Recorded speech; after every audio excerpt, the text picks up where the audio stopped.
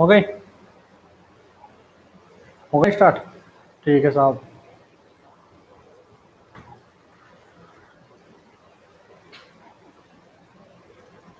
सामने देखना है कैमरे में। ठीक है, स्टार्ट करते हैं क्लास। इसके पहले वाली जो क्लास थी ना, उस क्लास में हमने परागकणों के प्रकारों को बता दिया था। ठीक है, परागकणों के प्रकारों को बता दिया था, कितने प्रकार के थे सब आप लोगों के सामने डिस्कशन हो चुका था। अब आज हम जो परागकण का निर्माण हुआ था उस परागकण की संरचना के बारे में पढ़ेंगे। मैं परागकण कैसा दिखाई देता है, उसकी संरचना क्या होती है। ठीक है, तो हेडिंग पढ़ेंगे आज हम।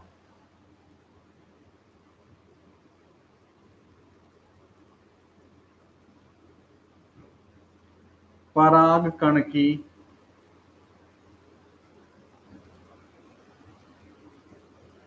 संरचना। ठीक है, एक बार डायग्राम दिखा दो परागकण की संरचना का।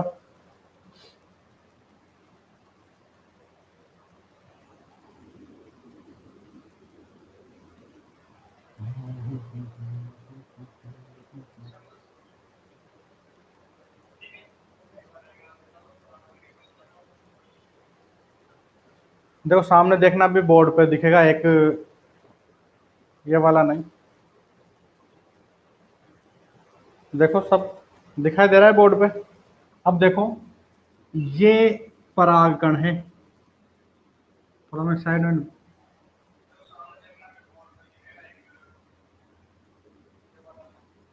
साइड में तो करता है।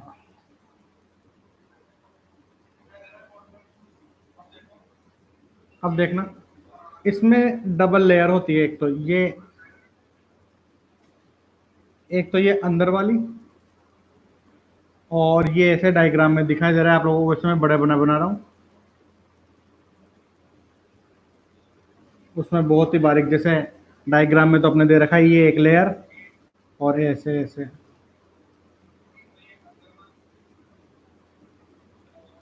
ठीक है, और यहां पर दिखाई दे रहा होगा एक केंद्रक, ये केंद्रक है अगुणित।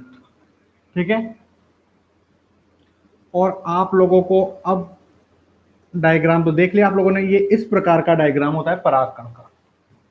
ठीक है, अब हम परागकण की संरचना के बारे में पढ़ने वाले हैं। ये एक तो बाह्य परत होती है और ये अंदर वाली परत होती है। बाह्य परत पर एक रासायनिक पदार्थ होगा, स्पोरोपोलेनिन। आउटलाइन बता रहा हूं अभी, अभी अच्छे से समझेंगे अपन। और जहां स्पोरोपोलेनिन नहीं होगा, उस स्थान पर क्या पाया जाएगा? Pollen kit. ठीक है, और ये जो पोलन किट कहां पाया जाएगा? मुख्य रूप से जहां पर जनन छिद्रों का निर्माण होता है। जहां पर जनन छिद्र बनेंगे ना, वहां पर पोलन किट नामक रासायनिक पदार्थ होगा। आप लोगों को इसके बारे में मैंने पहले भी बताया था। पोलन किट जो रासायनिक पदार्थ होता है वो क्या होता है? वो रासायनिक पदार्थ क्या काम करता है? पराग कणों को वर्तिकाग्र पर चिपकाने का कार्य करता है। ठीक है, अब हमें ये वाली संरचना पढ़नी है। आप लोगों ने डायग्राम भी देख लिया। ठीक है, इसमें डबल लेयर होगी, अंदर केंद्रक होगा, यहाँ कोशिका के अंदर कोशिका द्रव्य होगा। ये परागकण हमें जो हमने पढ़ा था ना, चार पराग चतुष्क का निर्माण हुआ था, उन पराग चतुष्क में से ये एक परागकण बना। ठीक है, अब इसकी केवल आउटलाइन पढ़नी है हमें। स्ट्रक्चर मतलब हेडिंग क्या है? परागकण की संरचना, केवल इसकी संरचना पढ़नी है हमें। ठीक है, डायग्राम हटाओ, अब मैं इसको समझाता हूं।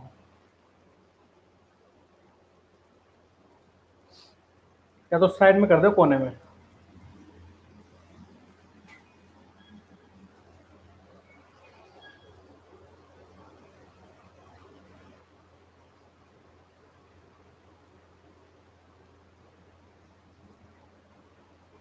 अब देखो,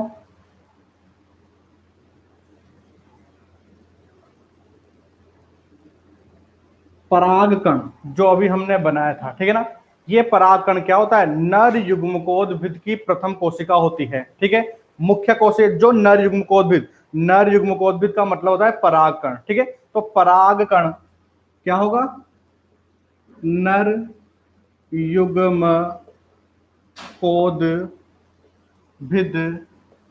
की प्रथम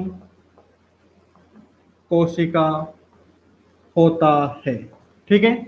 ये जो परागकण है वो एक कोशिकीय, परागकण कैसा होता है, परागकण एक कोशिकीय, एक कोशिकीय होगा और एक केंद्रकीय होगा। अभी बताया था आप लोगों को, इसके अंदर एक केंद्रक पाया जाता है, एक कोशिकीय एक केंद्रक। यहां बना देता हूं तो थोड़ा याद रहेगा।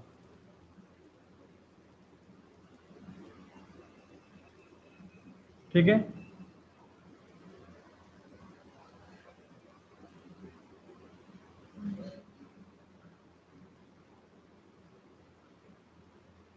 एक कोशिकीय होता है, एक केंद्रकीय होता है, वह अगुणित संरचना है।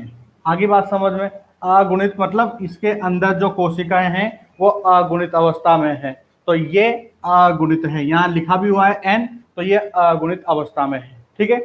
जो पराग कण होता है, पराग कण में मुख्य रूप से दो परतें पाई जाती है। बाहर वाली परत को बोलते हैं हम बाह्य चोल और अंदर वाली परत को बोलते हैं हम अंतःचोल, ठीक है। बाहर वाली परत है ये वाली, इस बाहर वाली परत को हम क्या बोलेंगे, बाह्य चोल। अंदर वाली परत को हम क्या बोलेंगे, अंतः चोल, ठीक है। अगला पॉइंट,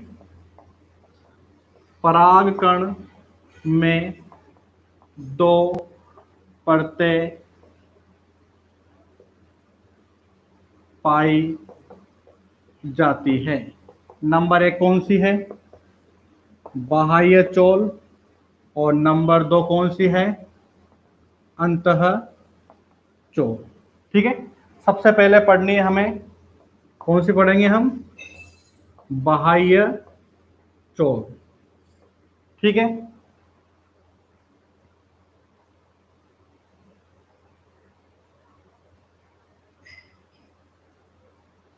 अब देखो, पराग कण में जो बाहर वाली परत होती है वो होती है खुरदरी होती है और कठोर होती है। बाहर वाली जो ये बाह्य चोल है ये किस प्रकार की होगी, खुरदरी होगी और कठोर होगी। इसके चारों ओर एक रासायनिक पदार्थ का आवरण पाया जाता है, उस रासायनिक पदार्थ को बोलते हैं हम, इसके चारों ओर किसका, कौन से रासायनिक पदार्थ का आवरण पाया जाएगा, स्पोरोपोलेनिन। इसके चारों ओर एक रासायनिक पदार्थ का आवरण पाया जाता है, उस रासायनिक पदार्थ को बोलते हैं हम स्पोरोपोलेनिन। ये रासायनिक पदार्थ क्या काम करता है, ये रासायनिक पदार्थ परागकणों की भौतिक जैविक अवस्था में सुरक्षा करने का कार्य करता है, ठीक है। जो भी इसमें बाहर से कोई इसको स्क्रैच कर रहा है या किसी कारणवश से नष्ट होने वाले हों, तो ये रासायनिक पदार्थ क्या काम करता है, इनके सुरक्षा प्रदान करने का कार्य करता है। तो इसके चारों ओर एक कठोर आवरण पाया जाएगा, सॉरी एक रासायनिक पदार्थ का आवरण पाया जाएगा, उस रासायनिक पदार्थ को बोलते हैं स्पोरोपोलेनिन। और यह रासायनिक पदार्थ क्या काम करता है, सुरक्षा प्रदान करने का कार्य करता है। आगे बात समझ में, जिस स्थान पर रासायनिक पदार्थ नहीं होता है, मतलब इस परागकण में जिस स्थान पर भी रासायनिक पदार्थ नहीं होगा, तो सपोज करो यहां पर बता देते हैं हम, यहां रासायनिक पदार्थ नहीं है, यहाँ रासायनिक पदार्थ नहीं है, यहाँ रासायनिक पदार्थ नहीं है, तो जिस स्थान पर रासायनिक पदार्थ नहीं होता है वहां पर एक चिपचिपा पदार्थ पाया जाता है जिसे बोलते हैं हम पोलेन किट, जिसे हम क्या बोलते हैं, पोलेन किट नामक रासायनिक पदार्थ कहते हैं। और आप लोगों को पता होगा कि ये पोलेन किट क्या काम करता है, इसका कार्य मैंने इनके पहले वाली क्लास में बताया था। कार्य क्या था कि ये एक चिपचिपा व गंध युक्त पदार्थ होता है, तो चिपचिपा होने के कारण तो क्या करेगा, ये उड़ता हुआ कहां जाकर चिपक जाता है, ये वृत्तिकाग्र के ऊपर जाकर चिपक जाता है, ठीक है। और ये गंध युक्त होता है तो उससे क्या होगा कि जो कीट वगैरह होंगे वो इसकी ओर आकर्षित होंगे, जिससे क्या होगा कि कीट परागण की क्रिया हो जाएगी। आगे बात समझ में, साथ ही साथ ये क्या करता है, ये मुख्य रूप से पोलन किट पदार्थ कहाँ पाया जाएगा, ये पोलन किट पदार्थ कहाँ पाया जाएगा, ये पाया जाता है जनन छिद्रों पर। कहां पाया जाता है, ये जनन छिद्रों पर पाया जाता है। तो ये जनन छिद्रों की सुरक्षा करने का काम करता है। जनन छिद्रों की किससे सुरक्षा करेगा, यूवी से सुरक्षा करेगा, पराबैंगनी किरणों से, अल्ट्रावायलेट जो किरणें होती है उन किरणों से ये सुरक्षा करने का कार्य करता है। आगे बात समझ में। अब ध्यान से सुनो, यदि ये परागकण द्विबीजपत्री पादप का है, ठीक है, एक बीजपत्री और द्विबीजपत्री पादप होते हैं, आप लोगों ने 11th में बहुत अच्छे से पढ़ा होगा, ठीक है, कौन से होते हैं वो सब आप लोगों के 11th में लिखा हुआ है, यहां पर जरा डिस्कशन नहीं कर सकते हैं। तो याद रखना है कि द्विबीजपत्री पादप के यदि परागकण है तो उनमें 3 जनन छिद्रों का निर्माण होगा। तो ये मैंने द्विबीजपत्री पादप का बनाया, तो एक जनन छिद्र यहां बनेगा, एक यहां बनेगा और एक यहां बनेगा। तो यदि परागकण द्विबीजपत्री पादप का है तो 3 जनन छिद्र का निर्माण होगा, और यदि परागकण द्विबीजपत्री पादप का है, सॉरी एक बीजपत्री पादप का है, तो उसमें क्या होगा, एक किसका निर्माण, एक जनन छिद्र का निर्माण होता है। आगे बात समझिए, यदि पादप किसका है, द्विबीजपत्री का है, तो कितने जनन छिद्र, 3 जनन छिद्र, ठीक है। यदि परागकण किसका है, एक बीजपत्री का है, तो कितने जनन छिद्र, एक जनन छिद्र का निर्माण होगा। आगे ना बात समझ में। ये तो हमने किसके बारे में पढ़ा, इस आउटलाइन के बारे में पढ़ा है, ठीक है। अब यहां देखते हैं हम बाह्य चोल, ठीक है।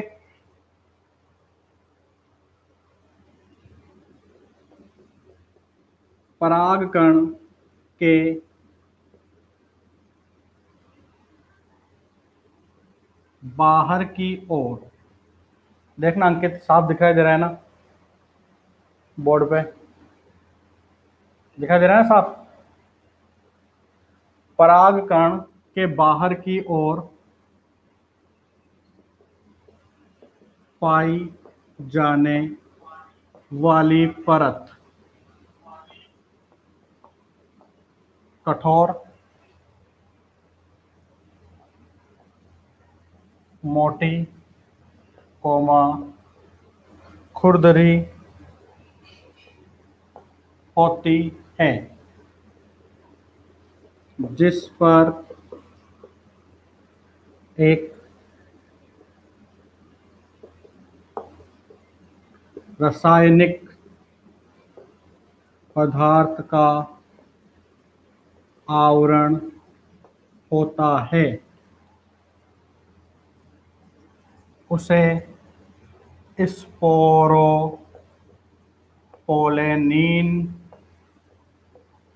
कहते हैं।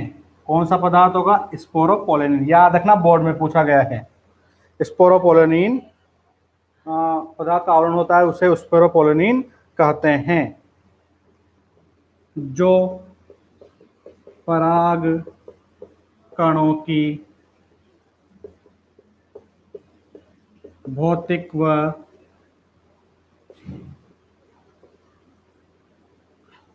रासायनिक, लिख देता हूं, भौतिक व रासायनिक परिस्थितियों में, भौतिक और रासायनिक परिस्थितियों में सुरक्षा करने का, जो परागकणों की भौतिक और रासायनिक परिस्थितियों में सुरक्षा करने का कार्य करता है।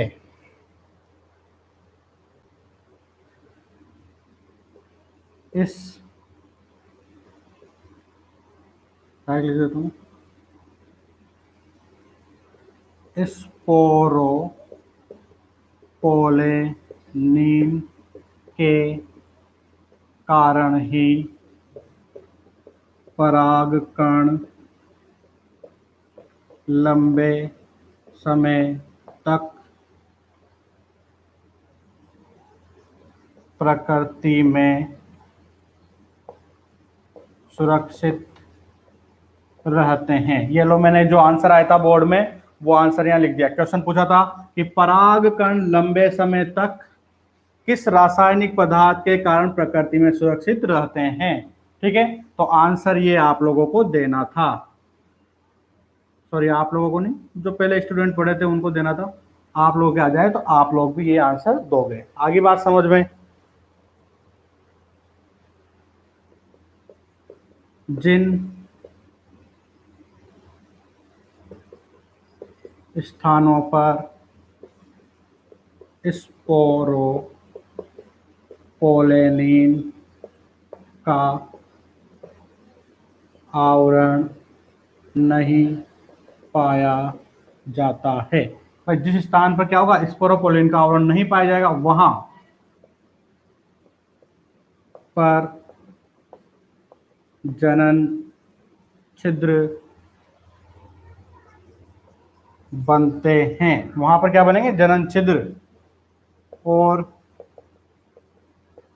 जनन छिद्रों पर पोलन किट पदार्थ होता है जो परागण की क्रिया में सहायता करता है। मैंने डायरेक्ट लिख दिया परागण की क्रिया में, अपन इसमें और भी ऐड कर सकते थे। पोलन किट रासायनिक पदार्थ होता है जो क्या करेगा, वो चिपचिपा होता है, गंध युक्त होता है, तो चिपचिपा होने के कारण वो वहां जाके चिपक जाएगा। इस समझाने के हिसाब से मैंने पूरा बताया था, मैंने डायरेक्ट लिख दिया। वहां जाने का मतलब है परागण की क्रिया करता है। ठीक है, यदि परागकण द्विबीजपत्री पादप का है तो इसमें 3 जनन छिद्रों का निर्माण होगा, और यदि परागकण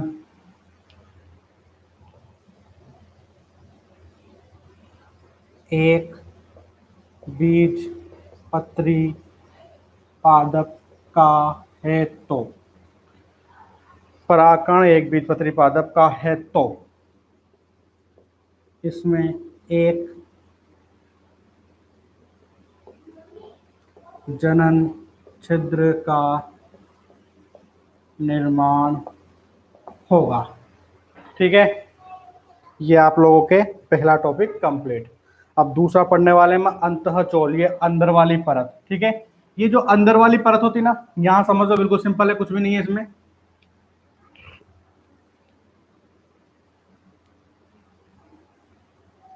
ये जो अंदर वाली परत है, ठीक है, ये कोमल व नम होती है।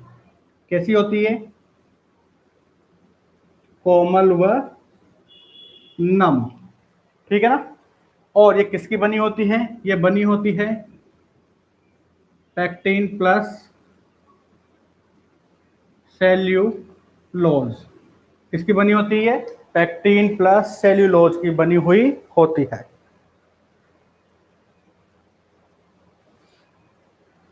तो इसे सामान्य भाषा में क्या मतलब, दोनों को एक साथ जोड़कर क्या बोल देंगे हम, यह पैक्टो सेल्यूलोज, यह पैक्टोसेल्यूलोज की बनी हुई होती है। ठीक है, तो दूसरा हेडिंग है इसमें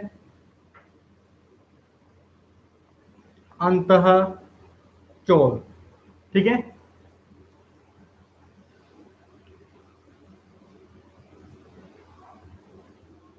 अंतःचोल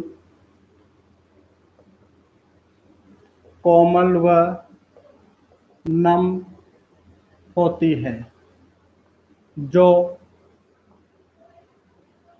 पैक्टिन, डायरेक्ट लिख देता हूं, जो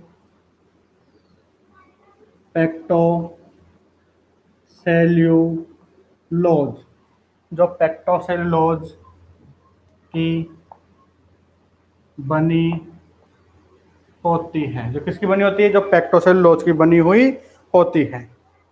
ठीक है, तो ये परागकण की संरचना है। आगे बात समझ में भाई, कोई दिक्कत है क्या, कोई समस्या है क्या लेसन में, मतलब इस टॉपिक में? मैं 2 मिनट में इसको रिवाइज कर देता हूं, तो 2 मिनट में इसको समझ लेना। देखो, ये जो परागकण है, ये परागकण क्या है? नर युग्मकोद्भिद की प्रथम कोशिका है। सबसे पहले जो कोशिका बनेगी लघु बीजाणुधानी के अंदर, जो नर युग्म का कार्य करती है, वो यही होती है। ठीक है, तो यह क्या है? परागकण क्या है? नर युग्मकोद्भिद की प्रथम कोशिका होती है। ठीक है, ये एक कोश की होती है। अभी मैं बताऊंगा आप लोगों को ये एक कोश के द्विकोष के क्या होता है, जब समझ में आएगा कि भाई ये एक कोश के क्या, बच्चन ने क्या बोला। तो अभी जब इसका समसूत्री विभाजन होगा ना, तो यहाँ 2 कोशिकाएं बन जाएगी, बड़ी वाली कोशिका कायिक कोशिका और छोटी वाली कोशिका जनन कोशिका। ठीक है, तो वहां 2 कोशिका बन जाएंगी, तब ये परागकण होगा द्विकोष के। अभी केवल ये कब की संरचना बता रहा हूं मैं? जब केवल इस परागकण का लघु बीजाणुधानी में निर्माण हुआ है अभी तो। ठीक है ना, अभी निर्माण हुआ है, निर्माण के समय ये इस अवस्था में होता है। ये आप लोगों के, अगर आप लोगों ने कभी नीट के पेपर उठा के देखे हैं, तो वहां क्वेश्चन आया हुआ था कि परागकण कितने कोशिकीय अवस्था में लघु बीजाणुधानी से बाहर निकलता है? तो कितने कोश की अवस्था में? तो आंसर आएगा वहां पर द्विकोशिकीय अवस्था में। तो द्विकोश के कौन कौन सी कोशिका थी? एक तो बड़ी कोशिका होती है कायिक कोशिका, और एक छोटी कोशिका होती है जनन कोशिका। वो कैसे बनेगी वो तो मैं अभी बता दूंगा आप लोगों को। अभी तो हमें यहां समझना है कि जो परागकण है वो नर युग्मकोद्भिद की प्रथम कोशिका है, और यह अगुणित होती है। अगुणित का मतलब समझ गए आप लोग? अगुणित का मतलब इसमें गुणसूत्रों की संख्या आधी होगी, n होगा, तो ये अगुणित है। ठीक है, और ये एक केंद्रक होता है, इसमें एक ही केंद्रक होता है। ठीक है, इसके बाद जो परागकण होता है, उस परागकण में 2 परतें पाई जाती है। बाहर वाली परत को बाह्य चोल, अंदर वाली परत को अंतःचोल कहते हैं। ठीक है, जो बाहर वाली परत होती है, वो बाहर वाली परत कैसी होगी? कठोर होगी, खुरदरी होती है। ठीक है, ये क्या काम करती है? सॉरी, जो बाहर वाली परत है, उस बाहर वाली परत के चारों ओर एक रासायनिक पदार्थ पाया जाता है। उस रासायनिक पदार्थ का नाम क्या है? स्पोरोपोलेनिन नामक रासायनिक पदार्थ पाया जाता है। ये रासायनिक पदार्थ क्या काम करता है? ये रासायनिक पदार्थ परागकण की भौतिक व रासायनिक परिस्थितियों में सुरक्षा करने का कार्य करता है। ठीक है, जो पोलन किट नामक रासायनिक पदार्थ है, ठीक है, ये जहां पर जनन छिद्रों का निर्माण होता है वहां पर ये नहीं पाया जाता है। उसके स्थान पर वहां पर पाया जाता है पोलन किट। वो पोलन किट पदार्थ क्या काम करता है? परागकण और इसकी क्या बोलते हैं, जनन छिद्रों की सुरक्षा करने का कार्य करता है। यदि ये परागकण द्विबीजपत्री पादप का है तो इसमें 3 जनन छिद्र बनेंगे, और यदि ये परागकण एक बीजपत्री पादप का है तो इसमें 1 जनन छिद्र का निर्माण होगा। दूसरा टॉपिक है इसके अंदर, बाह्य चोल के बाद आएगा अंतःचोल। अंतःचोल में 1-2 लाइनें हैं सिर्फ। ये जो अंतःचोल होता है वो नम व कोमल होता है, जो पेक्टोसेलुलोज का बना हुआ होता है। यहां पर ये परागकण की संरचना खत्म। 2 मिनट में देख लो इसको। पानी पिला देना बालक, ज्यादा मतलब। हाँ,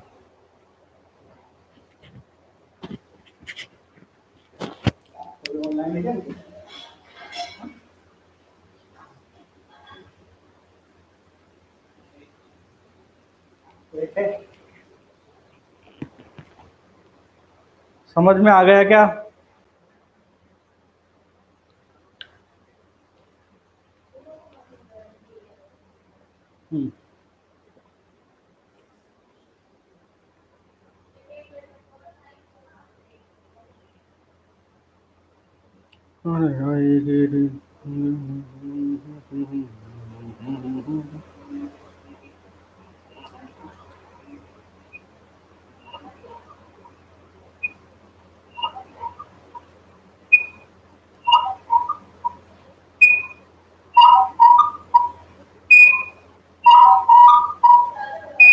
किसकी आवाज आ रही है इसमें?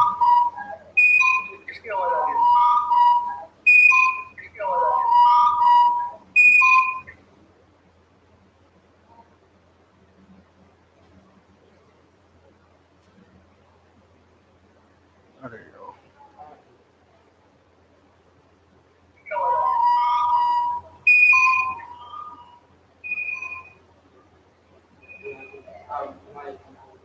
माइक में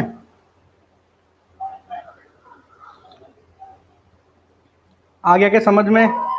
कौन कौन ऑनलाइन है ये देख लो इसको।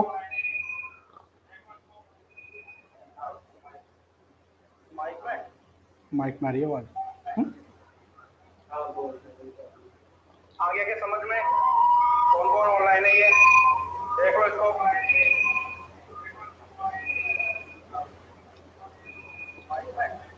माइक में आ रही है आवाज।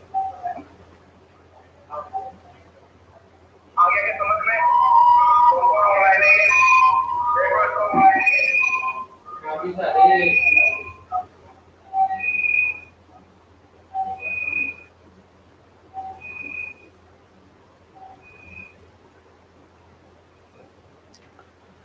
ठीक है, आ गया होगा, नहीं आया हो तो मुझे कमेंट्स कर देना, वैसे आ जाएगा समझ में। ठीक, अब आगे का टॉपिक मतलब पराग कण के अंदर ही एक छोटे मोटे टॉपिक है ये पोलन किट वगैरह के बारे में, तो इसके बारे में कभी कभार एक नंबर में आ जाता है। जैसे स्पोरोपोलेनिन के बारे में आया था, तो हो सकता है कि इस बार किसके बारे में आ जाए, पोलन किट के बारे में आ जाए। तो अपन पोलन किट के बारे में एक दो पॉइंट देख लेते हैं, क्या होता है पोलन किट।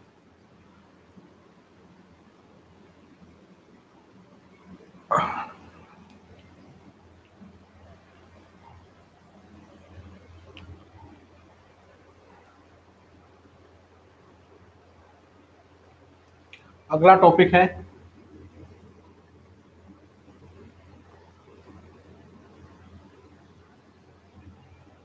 Pollen kit.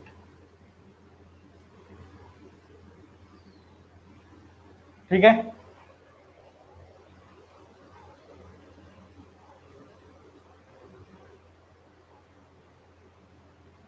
पहला पॉइंट आप लोगों को मैंने बताया था कि पोलन किट जो रासायनिक पदार्थ है वो कहां से स्त्रावित होता है, बताना अंकित।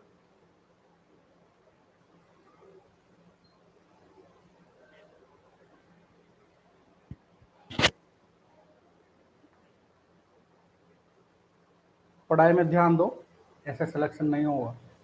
मैंने आप लोगों को इसके पहले वाली क्लास में 4 परतें बताई थी लघु बीजाणुधानी की।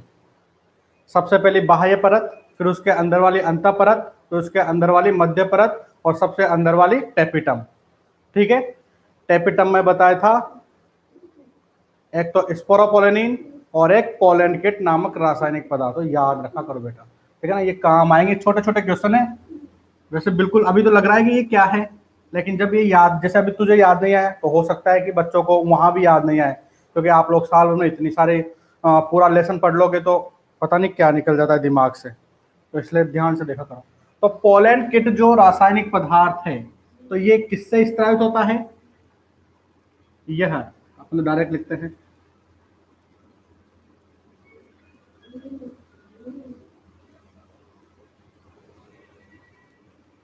क्या हो रहा है ये, टेपिटम के द्वारा पोलन किट का स्त्राव होता है। ठीक है, तो अब अपन को ये पता चल गया कि पोलन किट कहां से बना, कहां से बना, टेपिटम के द्वारा। ठीक है, दूसरा पॉइंट अभी बताया था मैंने कि ये जो पोलन किट नामक पदार्थ है, ये किस, इसकी प्रकृति क्या है, यह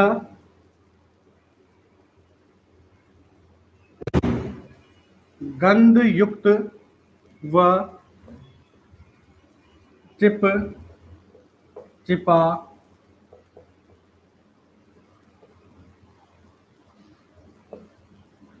होता है, या चिपचिपा वर्ड की जगह हम लिख सकते हैं सलेस्मा युक्त होता है। आगे बात समझ में, ये किस प्रकार का होगा, ये गंध युक्त होगा और ये सलेस्मा युक्त होगा। अब ये गंध युक्त और सलेस्मा युक्त है तो क्या कार्य कर सकता है, ये चिपचिपा है तो ये क्या काम करेगा, ये उड़ता हुआ परागकण जब कहां पहुंचता है, वृत्तिकाग्र पर। देखो ये तो है परागकोश ऊपर वाला, और यह है स्त्री केसर। अब यहां से परागकण का निर्माण हुआ, ये परागकण बन गया। अब मैंने आप लोगों को एक क्वेश्चन बताया था कि यदि सपोज करो कि इस वृत्तिकाग्र ऊपर श्लेष्मा पदार्थ होता है, वो क्या हो जाए, नष्ट हो जाए। श्लेष्मा क्या हो जाए, सूख जाए, नष्ट हो जाए किसी कारणवश, ये श्लेष्मा क्या हो जाए, सूख कर नष्ट हो जाए। फिर ये परागकण यहाँ चिपकेगा कि नहीं चिपकेगा, तब भी ये यहाँ आकर चिपक जाता है। कैसे चिपक जाता है, यहाँ पर पोलन किट नामक रासायनिक पदार्थ होगा जो क्या काम करता है, ये यहां पर आकर चिपकने का कार्य करता है। ठीक है, इस परागकण को चिपकाने का कार्य करता है। तो बात समझ में आ गई आप लोगों को। तो ये क्या काम करेगा,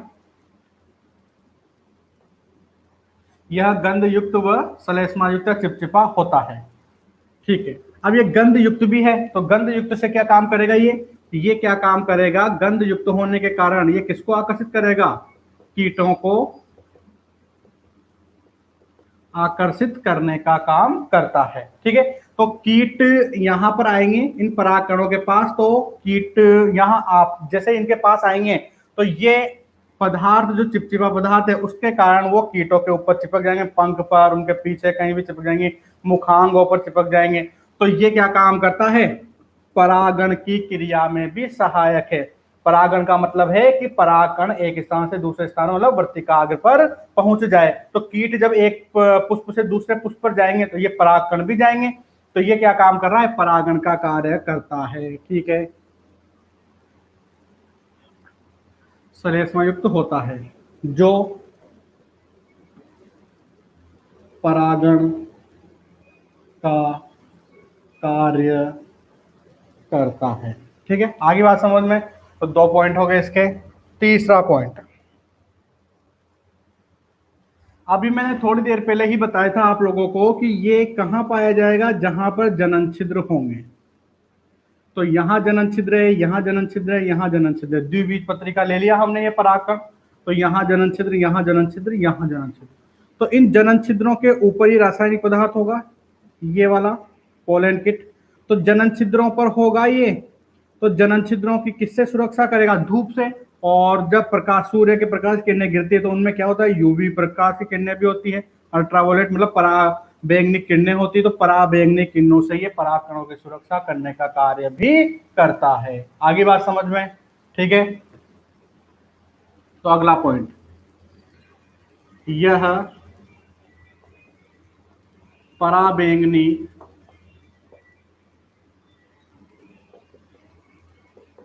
किरणों से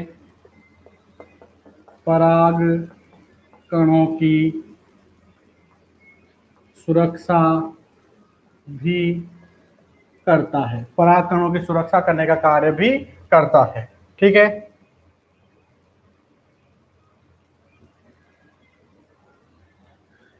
ये आप लोगों के 3 पॉइंट कंप्लीट हो गए हैं।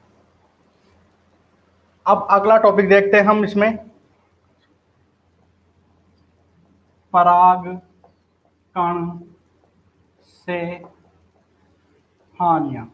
परागकण से क्या क्या हानियां हो सकती है, परागकण क्या क्या हानि पहुंचाते हैं, ये वाला क्वेश्चन भी बोर्ड में आया हुआ है, ध्यान रखना आप लोग। एक पादप का नाम है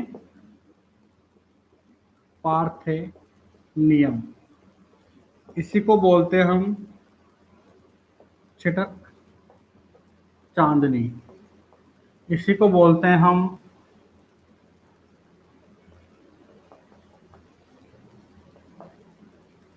कांग्रेस घास, या इसी को बोलते हैं हम, एक और नाम सुना होगा आप लोगों ने, गाजर घास। ये गाजर घास जो खेतों के मेड़ पे जो खरपतवार होता है ना, ये आप लोगों ने कहीं जगह ऐसे उग जाता है जिसमें छोटे छोटे दाने आते हैं, तो हम उसको गाजर घास कहते हैं। ठीक है ना, तो एक गाजर घास, इसका बॉटनिकल नेम है पार्थेनियम। ठीक है, तो ये गाजर घास के जो पराग कण होते हैं, इन पराग कणों के द्वारा एलर्जी, कौन सा रोग होगा, पराग कणों के द्वारा एलर्जी पर, गाजर घास के पराग कणों के द्वारा एलर्जी रोग होता है। मतलब अगर ये परागकण शरीर से चिपक जाए, ठीक है ना, तो थोड़ी खुजली चल जाती है, या फिर हवा के द्वारा इनके परागकणों के छोटे छोटे कण होते हैं वो श्वसन तंत्र में प्रवेश कर जाए, मतलब नाक के अंदर प्रवेश कर जाए, खुजली छींके आने लग जाती है, ऐसा होता है। ठीक है। और दूसरा एक और है परागकण से हानि, कौन सा था? चिनोपोडियम और ज्वार। चिनोपोडियम व ज्वार के पराग कणों से एक तो बुखार व एलर्जी रोग होता है। याद रखना आप लोग, ठीक है। बोर्ड में ये पूछा जा चुका है, पार्थेनियम किस पादप के पराग, वैसे आप लोग ये भी लिख सकते थे, वैसे जो भी आंसर आता वो लिखते हैं, लेकिन जब आंसर शीट आती है तो मैंने भी पिछले साल जब था तो मैंने भी बोर्ड की कॉपियां चेक की थी, तो उस समय एक लिस्ट आती है कि उनमें छोटे छोटे जो आंसर होते हैं एक नंबर के, उनके साथ उसके आंसर शीट भी आती है। तो उसमें आंसर आया था, क्वेश्चन पूछा गया था किस पादप के परागकण के द्वारा एलर्जी नामक रोग होता है, तो आंसर उसमें था पार्थेनियम। ठीक है, ये भी लिख देता, ये भी लिख देता, गलत नहीं मानते ये, लेकिन उसमें आंसर आया था। ठीक है, और यही आप लोगों को अगर ऑप्शन से मिलता है तो मुख्य रूप से यही आप लोगों को पूछा जाता है। ठीक है, तो पार्थेनियम याद रखना आप लोग। आगे ना बात समझ में। तो पराग कणों से हानियां, ये आप लोगों का टॉपिक कंप्लीट हो गया। दूसरा, पराग कण से क्या उत्पाद बनते हैं या लाभ देख लेते हैं। पराग कण के उत्पाद या फिर महत्व या लाभ, जो भी हेडिंग डले वो।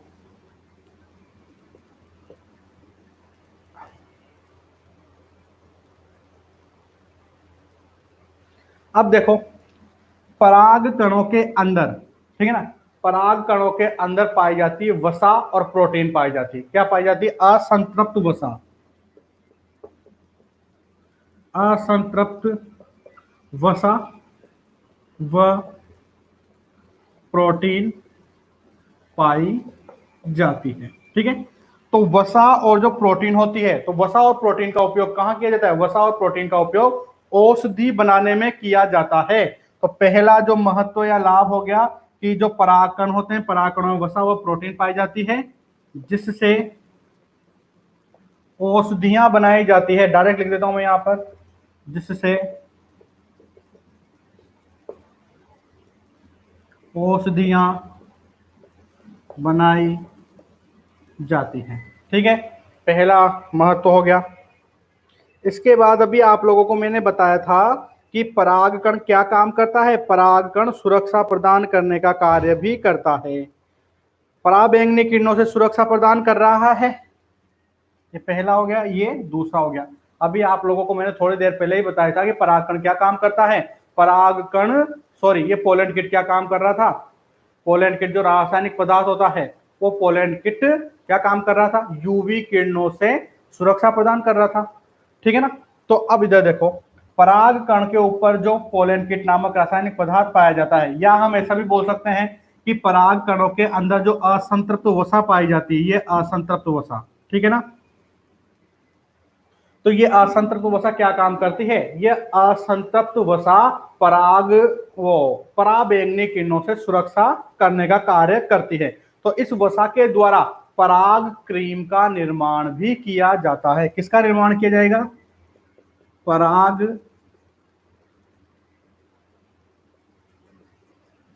क्रीम, वसा ने बड़ा लगा, पराग क्रीम का निर्माण किया जाता है, जो यूवी से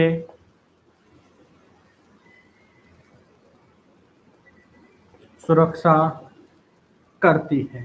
ठीक है, तो ये आप लोगों के परागकण के हानियां होगी और परागकण के लाभ होंगे। ठीक है, टाइम कितना हुआ? 40 मिनट। ठीक है, आज की क्लास यहाँ पर समाप्त करते हैं। ये आप लोगों के कंप्लीट हो गया है। अब हमें क्या पढ़ना है? हमें पढ़ना है नर युग्मकोद्भिद का विकास। ठीक है, वो कैसे होता है वो मैं नेक्स्ट क्लास में बता दूंगा। यहाँ तक कोई समस्या हो तो मुझे कमेंट्स में लिख के सेंड कर देना, और मैं इसकी PDF आज सेंड कर दूंगा आप लोगों के ग्रुप में। ठीक है, बाय बाय।